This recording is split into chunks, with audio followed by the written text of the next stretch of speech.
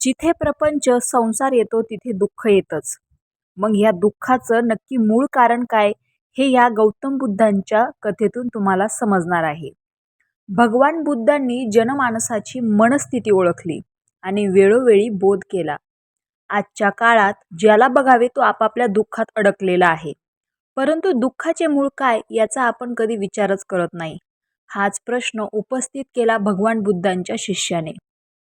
एकदा भगवान बुद्धांना त्यांच्या शिष्याने विचारले, भगवान, दुःखाचे मूळ कारण काय? भगवान म्हणाले, एक गोष्ट सांगतो म्हणजे तुला दुःखाचं कारण आपोआपच समजेल. भगवान बुद्ध गोष्ट सांगू लागले. एका गावात एक व्यापारी राहत होता.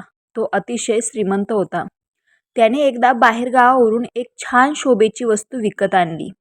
घरी आल्यावर आपल्या प्रामाणिक नोकराच्या हाती वस्तू सोपवून म्हणाला, ही शोभेची वस्तू अतिशय महाग आहे. हलक्या हाताने कपाटात नेऊन ठेव. त्यावर नोकराने जबाबदारीने वस्तू हातात घेतली आणि सांभाळून ती वस्तू कपाटात ठेवणार तोच हातातून निसटून ती खाली पडली आणि फुटली. नोकर आता थरथर कापू लागला. व्यापारी रागाने लालेलाल झाला. त्या क्षणी नोकराला नोकरीवरून काढून टाकावे हा विचारही त्याच्या मनात डोकावला.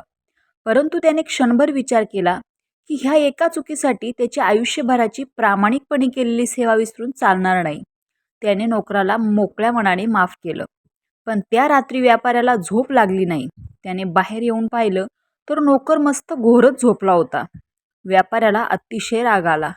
एवढी महागडी वस्तू फुटली याचे शल्य न बाळगता हा खुशाल झोपलाय. त्यावर दुसऱ्या दिवशी व्यापाऱ्याने नोकराला सांगितले, काल तुझ्या हातून जी महागडी वस्तू फुटली ती मी तुला भेट देण्यासाठी आणली होती, पण ती देण्याआधीच फुटली. याचे मला वाईट वाटले. हे कळल्यापासून नोकर आता अस्वस्थ झाला. स्वतःला स्वतःच्या नशिबाला दोष देऊ लागला. त्या रात्री नोकराला झोप आली नाही. पण आता व्यापारी घोरच झोपला.